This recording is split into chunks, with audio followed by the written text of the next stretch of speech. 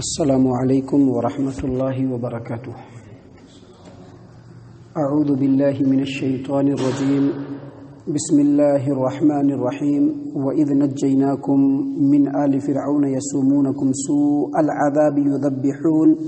يُذَبِّحُونَ أَبْنَاءَكُمْ وَيَسْتَحْيُونَ نِسَاءَكُمْ وَفِي ذَلِكُمْ بَلَاءٌ مِّن رَّبِّكُمْ عَظِيمٌ۔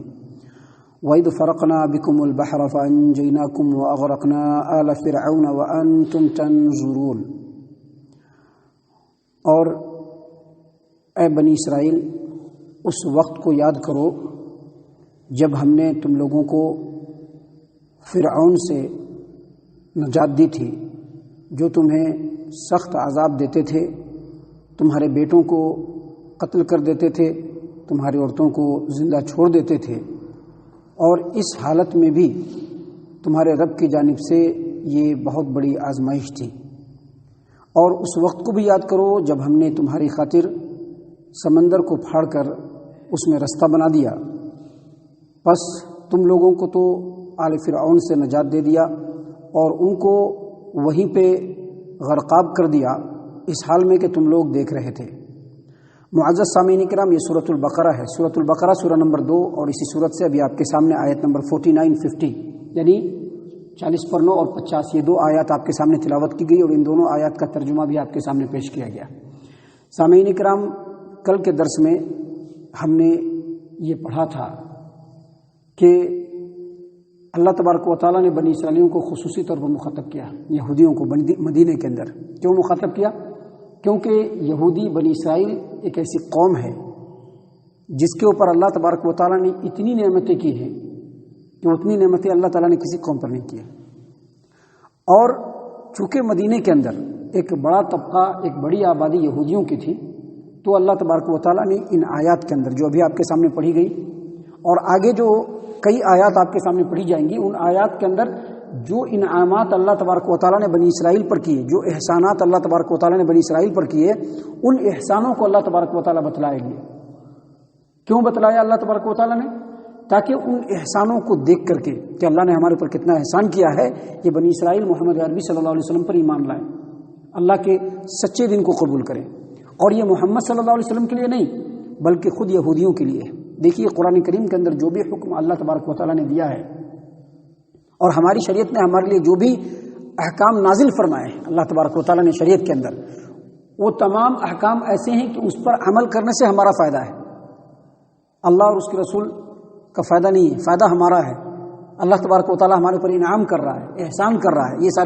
یہ سارے احکام دے کر کے، تاکہ اللہ کو راضی کریں، دنیا بھی خیر اور خوشحالی والی ہو اور آخرت بھی خیر اور خوشحالی والی ہو۔ تو اللہ تبارک و تعالیٰ نے یہاں پر انہی نعمتوں میں سے ایک نعمت کا تذکرہ کرتے ہوئے بنی اسرائیل کو مخاطب کرتے ہوئے کہا، یہودیوں کو مخاطب کرتے ہوئے کہا، وَإِذْ نَجَّيْنَاكُمْ مِنْ آلِ فِرْعَوْنَ يَسُومُونَكُمْ سُوءَ الْعَذَابِ يُذَبِّحُونَ أَبْنَاءَكُمْ وَيَسْتَحْيُونَ نِسَاءَكُمْ۔ اے یہودیوں، اے بنی اسرائیل، اس وقت کو بھی یاد کرو کہ جب ہم نے تم لوگوں کو فرعون کے پنجے سے نجات دی، یعنی موسیٰ علیہ السلام کی رفاقت میں فرعون سے تم لوگوں کو چھٹکارا ملا، جو تم کو سخت عذاب دیتے تھے، تمہارے بیٹوں کو قتل کر دیتے تھے، تمہاری عورتوں کو زندہ چھوڑ دیتے تھے۔ معزز سامعین کرام، یہاں پر مفسرین نے ایک واقعہ بیان کیا ہے۔ واقعہ یہ ہے کہ فرعون نے ایک بار رات میں خواب میں یہ دیکھا کہ بیت المقدس سے ایک آگ نکلی، اور وہ آگ فرعونیوں یعنی قبطیوں کے گھر میں تو داخل ہو گئی، لیکن بنی اسرائیل کے گھر میں داخل نہیں ہوئی، اور ان کے تمام گھروں کو جلا کر کے رکھ دیا۔ نجومی سے اس نے پوچھا کہ اس خواب کی تعبیر کیا ہے، تو نجومی نے یہ بتلایا کہ خواب کی تعبیر یہ ہے کہ اب آپ کے حکومت کے زوال کا وقت آ چکا ہے، بہت قریب ہے، اور بنی اسرائیل میں ہی ایک ایسا لڑکا پیدا ہوگا جو آپ کے حکومت کے ختم ہونے کا سبب بنے گا، ایک ایسا آدمی پیدا ہوگا۔ اور یہ بھی بیان کیا جاتا ہے کہ قصہ گو لوگوں نے فرعون کو یہ بھی کہا کہ بنی اسرائیل ایک ایسے آدمی کے انتظار میں ہے، ایک ایسے آدمی کے پیدا ہونے کے انتظار میں ہے کہ جن کی وجہ سے بنی اسرائیل کو حکومت ملے گی، شوکت ملے گی، عزت ملے گی۔ محترم سامعین کرام، جب یہ چیز سنا فرعون نے تو اس نے اسی وقت یہ فرمان جاری کیا۔ فرمان کیا جاری کیا؟ کہ فرمان یہ جاری کیا کہ بنی اسرائیل کے اندر جتنے لڑکے پیدا ہوں سب کو قتل کر دیا جائے، اور جتنی لڑکیاں ہوں سب کو چھوڑ دیا جائے اور بنی اسرائیلیوں کو غلام بنا لیا جائے، ذلت و رسوائی والا ان سے کام لیا جائے، غلامی والا کام لیا جائے۔ محترم سامعین کرام، یہاں پر اس نے دو غلطی کی۔ پہلی غلطی یہ کی کہ جب خواب کی تعبیر پوچھی گئی تو خواب کی تعبیر تو ہر حال میں ہو کر کے رہے گی، پہلی غلطی۔ دوسری غلطی، جب خواب کی تعبیر بتلائی گئی اور اگر یہ غلط ہے اور جھوٹ ہے تو کچھ بھی نہیں ہونے والا ہے، لیکن اگر یہ واقعی سچ ہے اور اللہ نے ایسا مقدر کر کے رکھا ہے تو ایسا ہو کر کے رہے گا، اور ایسا ہوا۔ اللہ تبارک و تعالیٰ نے بنی اسرائیل کے اندر موسیٰ علیہ السلام کو پیدا کیا۔ موسیٰ علیہ السلام کہیں اور پرورش نہیں پائے، اللہ تبارک و تعالیٰ نے چاہا اور موسیٰ علیہ السلام فرعون کے انڈر میں ہی پرورش پائے۔ اللہ تعالیٰ نے قرآن کریم کے اندر سورہ یوسف کے اندر آیت نمبر 21 کے اندر بیان فرمایا ہے، واللہ غالب علی امرہ ولکن اکثر الناس لا یعلمون۔ اللہ جو چاہتا ہے ہو کر کے رہتا ہے، اللہ اپنے ارادے میں غالب ہے۔ ابھی ان کے چاہنے سے ان کے چاہنے سے کچھ نہیں ہوتا ہے، پوری دنیا ایک پلان کرے کچھ نہیں ہوتا ہے، لیکن اللہ تبارک و تعالیٰ جو چاہتا ہے وہ ہر حال میں ہو کر کے رہتا ہے۔ واللہ غالب علی امرہ، اللہ تبارک و تعالیٰ اپنے ارادے میں غالب ہے، ولکن اکثر الناس لا یعلمون، لیکن اکثر لوگ نہیں جانتے ہیں۔ تو اس نے تو یہ سوچا کہ بنی اسرائیل کے جو ہے لڑکوں کو قتل کریں گے اور لڑکیوں کو زندہ چھوڑیں گے اور ان کو غلام بنا کر کے رکھیں گے تو ہمارا کچھ نہیں بگڑے گا، لیکن اللہ تبارک و تعالیٰ نے مقدر کر لیا تھا۔ موسیٰ علیہ السلام پیدا ہوئے، فرعون کے گھر میں پرورش پائی، اور پھر وہیں سے فرعونیوں کے زوال کا وقت شروع ہو گیا۔ محترم سامعین کرام، یہاں پر اللہ تبارک و تعالیٰ نے بہت مختصر انداز میں اس واقعے کو بیان فرمایا ہے، وگرنہ یہ واقعہ بڑی تفصیل کے ساتھ قرآن کریم میں کئی جگہ پہ موجود ہے، اور خاص طور سے سورۃ الشعراء کے اندر یہ پورا واقعہ بڑی تفصیل سے اللہ تبارک و تعالیٰ نے بیان فرمایا ہے۔ اللہ تبارک و تعالیٰ نے بیان فرمایا، وَإِذْ نَجَّيْنَاكُم مِّنْ آلِ فِرْعَوْنَ، اے بنی اسرائیل اس وقت کو یاد کرو جب فرعونیوں سے ہم نے تم کو نجات دی۔ یہ جو فرعون ہے نا، مصر کے اندر جتنے بھی کافر بادشاہان گزرے ہیں اس زمانے میں، چاہے وہ کسی بھی خاندان سے ہو، چاہے خاندان عمالق سے ہو یا کسی بھی خاندان سے ہو، مصر کے اندر جتنے بھی بادشاہ گزرے ہیں سب کے سب کا نام فرعون ہوا کرتا تھا۔ جس طرح سے ایران کے اندر جو بھی بادشاہ گزرتا تھا اس کا نام کسرا ہوتا تھا، روم کے اندر، شام کے اندر جتنے بھی بادشاہ گزرتے تھے کافر ان کا نام قیصر ہوا کرتا تھا، یمن کے اندر جتنے بھی کافر بادشاہ ہوتے تھے ان کا نام تبا ہوا کرتا تھا، اسی طرح سے حبشہ کے اندر جو بھی بادشاہ ہوتے تھے ان کا نام نجاشی ہوتا تھا، اسی طرح سے فرعون کے بادشاہوں کا نام فرعون ہوا کرتا، مصر کے بادشاہوں کا نام فرعون ہوا کرتا تھا۔ سامعین کرام، یہی وہ فرعون ہے جس کے بارے میں اللہ تبارک و تعالیٰ نے اس آیت کریمہ میں بیان فرمایا یہودیوں کے بارے میں کہ اے یہودیوں، اللہ تبارک و تعالیٰ کی اس نعمت کو یاد کرو کہ جب اس نے فرعونیوں سے تم کو نجات دی جو تم کو سخت عذاب دیتے تھے، تمہارے بیٹوں کو قتل کرتے تھے، تمہاری عورتوں کو زندہ چھوڑ دیتے تھے، اور آگے اللہ نے فرمایا وَفِي ذَلِكُمْ بَلَاءٌ مِّن رَبِّكُمْ عَظِيمٌ، اور اس حالت میں بھی اللہ تبارک و تعالیٰ کی طرف سے، تمہارے رب کی طرف سے تمہارے لیے بڑی آزمائش تھی۔ حافظ ابو جعفر ابن جریر طبری رحمہ اللہ فرماتے ہیں کہ یہاں پر اللہ تبارک و تعالیٰ نے فرمایا کہ ایسی حالت، اس حالت میں بھی تمہارے رب کی طرف سے تمہارے لیے بڑی آزمائش تھی۔ اس کا مطلب یہ ہے کہ اللہ تبارک و تعالیٰ نے یہودیوں کو فرعونیوں سے نجات دیا، یہ بہت بڑی نعمت تھی۔ اور یہاں پر جو بلا ہے اس کا مطلب آزمائش ہے، نعمت ہے، حالانکہ بلا کا اصل مطلب آزمائش ہوتا ہے، لیکن اللہ تبارک و تعالیٰ انسانوں کو دونوں طرح سے آزماتا ہے، کبھی اچھائی دے کر کے آزماتا ہے، کبھی تکلیف اور مصیبت میں مبتلا کر کے آزماتا ہے، جیسا کہ اللہ تعالیٰ نے قرآن کریم کے اندر سورۃ الانبیاء آیت نمبر 35 میں بیان فرمایا وَنَبْلُوكُمْ بِالشَّرِّ وَالْخَيْرِ فِتْنَةً، ہم تم کو آسودگی کے ساتھ بھی، اچھائی کے ساتھ بھی آزمائیں گے اور برائی کے ساتھ بھی آزمائیں گے، جیسا کہ اللہ تعالیٰ نے قرآن کریم کے اندر ایک اور جگہ پر سورۃ الاعراف آیت نمبر 168 میں بیان فرمایا وَبَلَاءٌ بِالْحَسَنَاتِ وَالسَّيِّئَاتِ لَعَلَّهُمْ يَرْجِعُونَ، ہم تم کو اچھائی سے بھی، آسودگی سے بھی آزمائیں گے اور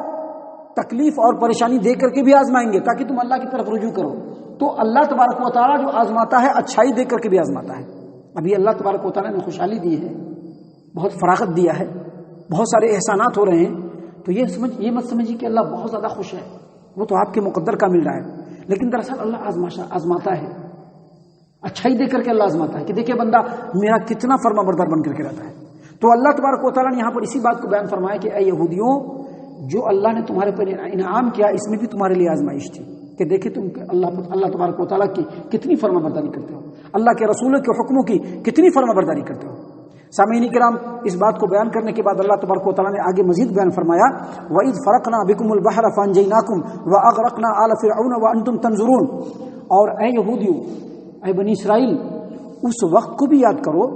جب ہم نے تمہاری خاطر سمندر کو پھاڑ دیا۔ سمندر ہے، موسیٰ علیہ السلام فرعون کے دربار میں گئے، ایک لمبا وقفہ چلا، اسی درمیان میں موسیٰ علیہ السلام نے بنی اسرائیلیوں کو آزاد کر لیا، یہودیوں کو آزاد کرا لیا، راتوں رات نکل کے کھڑے ہو گئے، پیچھے پیچھے فرعون، اور فرعون کا لشکر بھی کھڑا ہو گیا، وہ بھی پیچھا کر رہا ہے، یہ لوگ آگے جا رہے ہیں، یہ لوگ فالو کر رہے ہیں۔ آگے سمندر جب آتا ہے تو موسیٰ علیہ السلام کی قوم جو ہے وہ پریشان ہو گئی، بالکل ہتاشا ہو گئی، اب کیا کرنا ہے؟ آگے سمندر ہے، موت ہے، پیچھے فرعون ہے، ادھر بھی موت ہے، کیا کرنا ہے؟ اچانک اللہ تبارک و تعالیٰ نے کیا کیا کہ دونوں طرف سے سمندر جو ہے بالکل پھٹ گیا، سوکھا راستہ بن گیا، جیسے دیوار کھڑی ہوتی ہے ویسے پانی کھڑا ہو گیا۔ موسیٰ علیہ السلام کی قوم اس سے نکل گئی اور اس پار پہ چلی گئی۔ اب یہ جو راستہ ہے، آدھا راستہ یہ لوگ طے کر چکے ہیں یا آدھا سے زیادہ طے کر چکے ہیں، اور اب اس پار میں پہنچنے والے ہیں۔ فرعونیوں نے دیکھا کہ یہ لوگ بھاگے جا رہے ہیں، اور یہ راستہ جب یہ لوگ نکل سکتے تو ہم لوگ بھی نکل جاتے ہیں۔ ان لوگوں نے بھی اپنا جو ہے پورا لشکر ڈال دیا سمندر کے اندر۔ اب وہ لوگ پار پہنچ گئے اور یہ لوگ بیچ میں ہیں، اللہ تبارک و تعالیٰ نے پانی کو ملا دیا۔ اللہ نے اسی بات کو یہاں پر بیان فرمایا کہ اس وقت کو یاد کرو جب ہم نے تمہارے خاطر سمندر کو پھاڑ دیا، سمندر میں راستہ بنا دیا، فانجیناکم، اور سمندر میں راستہ بنانے کے بعد تم لوگوں کو تو ہم نے نجات دے دیا، وَأَغْرَقْنَا آلَ فِرْعَوْنَ وَأَنْتُمْ تَنْظُرُونَ، اور تمہاری آنکھوں کے سامنے ہم نے فرعون کے تمام لاؤ لشکرے کو سمندر کے اندر غرقاب کر دیا، اور یہ بھی بہت بڑی نعمت ہے، حالانکہ تم دیکھ رہے تھے، یعنی تمہارے آنکھوں کے سامنے۔ محترم سامعین کرام، یہ مختصر انداز میں اللہ تبارک و تعالیٰ نے یہاں پر بیان فرمایا ہے۔ بیان فرمانے کا ہی مقصد ہے کہ اے یہودیوں، اللہ نے جب اتنی ساری نعمتیں تمہارے پر کی ہیں تو اللہ کا رسول موجود ہے، نبی اکرم صلی اللہ علیہ وسلم موجود ہیں، اللہ کا حکم تم تک پہنچا رہے ہیں، نبی پر ایمان لاؤ، اللہ کے حکموں کی فرما برداری کرو۔ محترم سامعین اکرام، یہی وہ دن ہے جس کے بارے میں اللہ تعالیٰ نے یہاں پر قرآن کریم میں بیان فرمایا ہے کہ موسیٰ علیہ السلام کے ذریعے سے اللہ نے فرعونیوں کے پنجے سے بنی اسرائیل کو نجات دیا۔ یہی وہ دن ہے جس دن کو یوم عاشورہ کہا جاتا ہے، 10 محرم کا دن۔ صحیح البخاری کتاب الصوم، باب صوم یوم عاشورہ، صحیح مسلم کتاب الصیام، اور حدیث کی کئی کتابوں میں ہے کہ عبداللہ ابن عباس رضی اللہ عنہما نے بیان کیا کہ جب نبی صلی اللہ علیہ وسلم مدینہ پہنچے تو دیکھا کہ یہودی لوگ روزہ رکھ رہے ہیں۔ آپ صلی اللہ علیہ وسلم نے پوچھا، ما ھذا الیوم، یہ کون سا دن ہے جس میں تم لوگ روزہ رکھتے ہو، یعنی اس دن میں تم لوگ روزہ کیوں رکھتے ہو؟ کہا بنی اسرائیل نے، یہودیوں نے، کہ یہ دن ہمارے لیے بڑی عظمت والا دن ہے، اس دن اللہ تبارک و تعالیٰ نے ہم لوگوں کو موسیٰ علیہ السلام کے ذریعے سے نجات دلوایا تھا، اور اسی دن کو موسیٰ علیہ السلام نے روزہ رکھا تھا، اس لیے ہم لوگ بھی روزہ رکھتے ہیں۔ اللہ کے رسول صلی اللہ علیہ وسلم نے فرمایا کہ موسیٰ تمہارے مقابلے میں ہم سے زیادہ قریب ہے، تم سے اتنے قریب نہیں ہے، ہم سے قریب ہے، کیونکہ وہ بھی نبی، ہم بھی نبی، وہ بھی اللہ اور اس کے رسول، اللہ تبارک و تعالیٰ کی اطاعت و فرما برداری کرنے والے، ہم بھی اللہ تبارک و تعالیٰ کی اطاعت و فرما برداری کرنے والے، لہذا جب تم روزہ رکھتے ہو تو ہم بھی روزہ رکھیں گے۔ اور نبی صلی اللہ علیہ وسلم نے صحابہ کرام کو حکم دیا کہ 10 محرم کو روزہ رکھیں، اور اس کے بعد والے سال میں نبی صلی اللہ علیہ وسلم نے فرمایا کہ اگر میں زندہ رہا تو آگے 9 اور 10 کا روزہ رکھوں گا، اور بعض روایتوں میں ہے کہ 10 محرم کا بھی روزہ رکھنا ہے، ایک دن اس سے پہلے بھی رکھ سکتے ہیں، ایک دن اس کے بعد بھی رکھ سکتے ہیں۔ بہرحال تو یہ محرم کے روزے کے تعلق سے اسی واقعے سے تعلق تھا، اس لیے اس واقعے کو میں نے یہاں پر بیان کیا۔ اللہ تبارک و تعالیٰ سے دعا ہے کہ اللہ تعالیٰ ہم تمام کو ان تمام باتوں کے اوپر غور و فکر اور تدبر کرنے کی توفیق عنایت فرمائے۔ محترم سامعین اکرام، یہ نعمتیں جو اللہ تبارک و تعالیٰ نے یہودیوں پر کی ہے، ایسا نہیں کہ ہم لوگوں کے پر اللہ تبارک و تعالیٰ کی نعمت نہیں ہے، بہت ساری نعمتیں ہیں، اور سب سے بڑی نعمت ہمارے اوپر اللہ تبارک و تعالیٰ کی یہ ہے کہ ہم لوگ محمد عربی صلی اللہ علیہ وسلم کی امت میں ہیں۔ جب ہم محمد عربی صلی اللہ علیہ وسلم کی امت میں ہیں اور اتنی بڑی نعمت ہمیں ملی ہے، تو ہمارا بھی فرض یہ بنتا ہے کہ اللہ اور اس کے رسول کی اطاعت میں ہر ممکن کوشش کریں، الا یہ کہ کوئی عذر ہو اور اگر کوئی پریشانی ہو جائے، ہم کوئی کام نہیں کر پائے اللہ اور اس کے رسول کے حکم کے مطابق، تو اس وقت اپنے گناہوں کی مغفرت طلب کریں، وگرنہ ہر ممکن کوشش ہونی چاہیے کہ اللہ اور اس کے رسول نے جو فرمایا اس کو ہم پورا کریں، اور جن چیزوں سے روکا ہے اس سے ہر حال میں بچنا ہے۔ اللہ تعالیٰ سے دعا ہے کہ اللہ تعالیٰ ہم تمام کو ان تمام باتوں کے اوپر غور و فکر اور تدبر کرنے کی توفیق عنایت فرمائے. ہم تمام کو ہمارا رب صحیح معنوں میں مومن اور مسلمان بنائے. اللہ تبارک و تعالیٰ ہم تمام کو جنت الفردوس میں جگہ عطا فرمائے. اے اللہ ہم تمام کو جہنم سے پناہ دے. اے رب العالمین ہم تمام کو جہنم سے پناہ دے. اے مالک الملک ہم تمام کو جہنم سے پناہ دے. آمین یا رب العالمین. وما علینا الا البلاغ المبین.